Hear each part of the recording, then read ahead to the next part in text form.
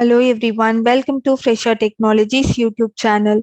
In this video, we are going to see about how to download the invoices for a separate book in Fresa application.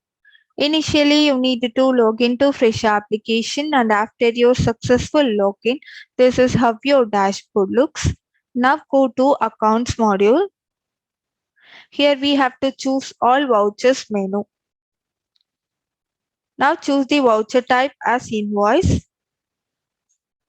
We have to fill the book column now.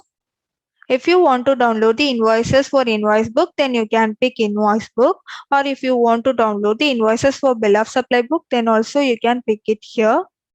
After choosing the book, click on submit button. Now the results will get displayed in the screen.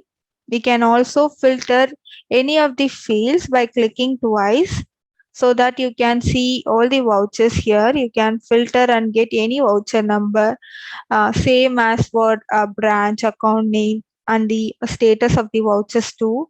We can also view and hide any columns of this report. Now click on options. We can see download button available here. Just click on it. Now choose the format.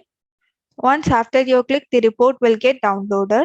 So this is how you can download the invoices for a separate book in Fresa application. Thanks for watching.